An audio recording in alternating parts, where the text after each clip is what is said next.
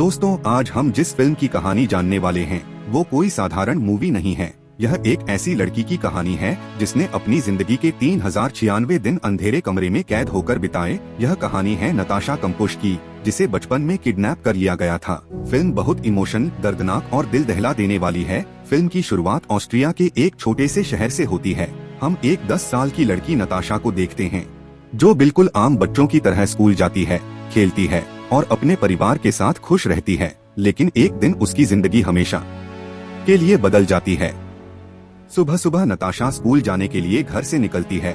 रास्ते में एक सफेद वैन उसके पास आकर रुकती है। अंदर बैठा आदमी बहुत सामान्य दिखता है, इसलिए शुरुआत में किसी को शक नहीं होता। अचानक वह आदमी नताशा को पकड़कर वैन के अंदर खींच लेता है और तेजी से वहां से भाग जाता है। उस आदमी का नाम वुल्फगैंग होता है। नताशा जोर जोर से चिल्लाती है, रोती है, लेकिन उसकी आवाज लोगों तक नहीं पहुंच पाती, इसीलिए सड़क पर कोई उसकी मदद नहीं कर पाता। वुल्फगैंग उसे अपने घर ले जाता है। उसके घर के नीचे एक छोटा सा सीक्रेट कमरा बना होता है, जिसे बाहर से कोई नहीं देख सकता। कमरा इतना छोटा होता है कि वहाँ ठीक से सांस लेना भी मुश्किल लगता है। वुल्फगैंग नताशा को उसी कमरे में बंद कर देता है। काफी दिन ऐसे ही बीत जाते हैं। अब नताशा पूरी तरह दुनिया से कट चुकी होती है। उसे नहीं पता होता बाहर की दुनिया में क्या चल रहा है। उसके माँ बाप उसे ढूंढ भी रहे हैं या नहीं, पुलिस उसकी खोज भी कर रही है या नहीं। शुरुआत में वह लगातार रोती है।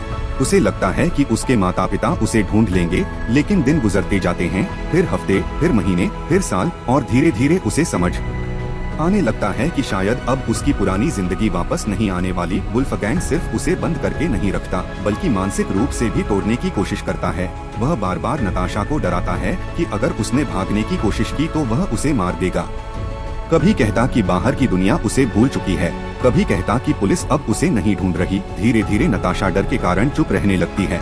फिल्म में दिखाया गया है कि लंबे समय तक अकेले रहने से इंसान अंदर से कितना टूट जाता है। नताशा के पास ना दोस्त होते हैं, ना परिवार, ना खुला आसमान, बस 4 दीवारें और डर। समय बीतने लगता है, कई साल गुजर जाते हैं। अब नताशा थोड़ी बड़ी हो चुकी होती है। वुल्फगैंग उसे कभी कभी कमरे से बाहर निकालने लगता है ताकि वह घर के छोटे मोटे काम कर सके, लेकिन उसके ऊपर हमेशा नजर रखी जाती है। वुल्फगैंग का व्यवहार बहुत अजीब होता है। कभी वह नताशा को अच्छे कपड़े देता है, खाना खिलाता है, उसके साथ सामान्य इंसानों जैसा व्यवहार करता है, लेकिन अगले ही पल वह हिंसक बन जाता है। यही चीज नताशा को मानसिक रूप से कंफ्यूज कर देती है। कई बार उसे लगता है कि शायद यही उसकी जिंदगी है, लेकिन अंदर कहीं न कहीं आजादी की उम्मीद अभी भी जिंदा रहती है।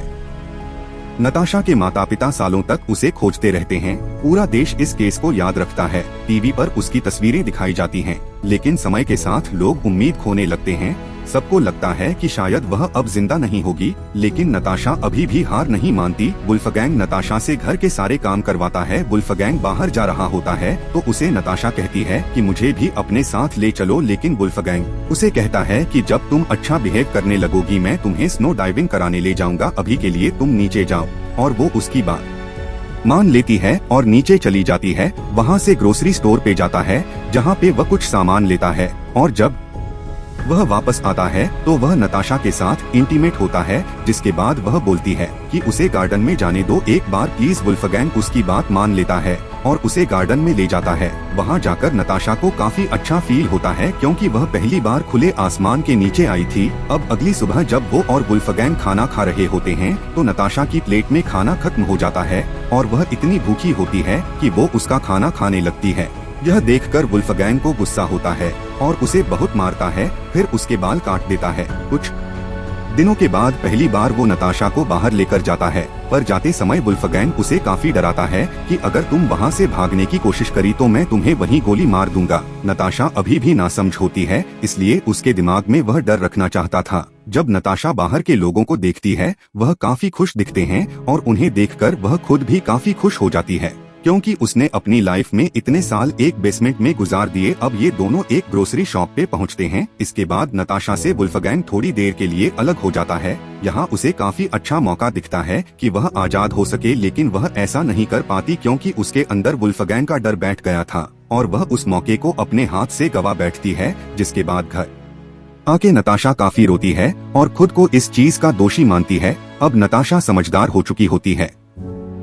वह वुल्फगैंग की हर आदत को नोटिस करती है, कब वह गुस्सा होता है, कब उसका ध्यान हटता है और कब बाहर जाने का मौका मिल सकता है, वह सही समय का इंतजार करने लगती है। एक दिन वुल्फगैंग उसे वेन की सफाई का काम देता है। यह वही वेन होती है जिस वेन से उसने नताशा को किडनैप किया था। तभी मोबाइल की बेल बजती है और उसका ध्यान नताशा से हट जाता है। वो फोन पर बात कर रहा होता है, उसका ध्यान दूसरी तरफ होता है।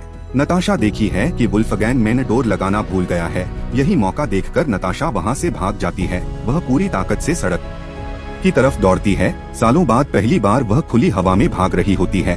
भागते भागते वह एक लेडी के घर में घुस जाती है। वह लोगों से मदद मांगती है। शुरुआत में कोई उसे पहचान नहीं पाता, लेकिन थोड़ी देर में लेडी समझ जाती है कि यह वही लड़की है जिसका कुछ साल पहले किडनैप हुआ था। वह लेडी पुलिस को कॉल कर देती है। थोड़ी देर के बाद पुलिस वहां आ जाती है। बाद में पुलिस को पता चलता है कि यह वही लड़की है जो कई साल पहले गायब हुई थी।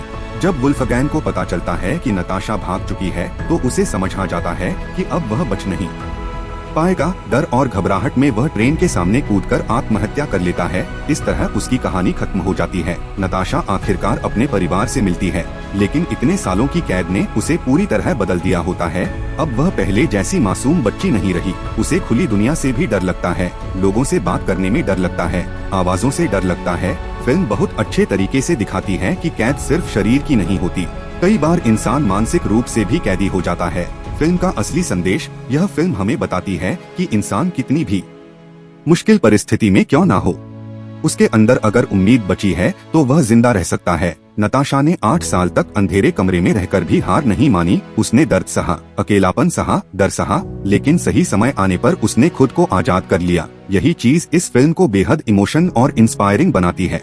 अगर मूवी पसंद आई हो तो लाइक कीजिएगा, कमेंट्स कीजिएगा कि आपको मूवी कैसी लगी और मेरे चैनल को सब्सक्राइब कीजिएगा ताकि आने वाली वीडियो की नोटिफिकेशन आप तक पहुंच जाए। धन्यवाद।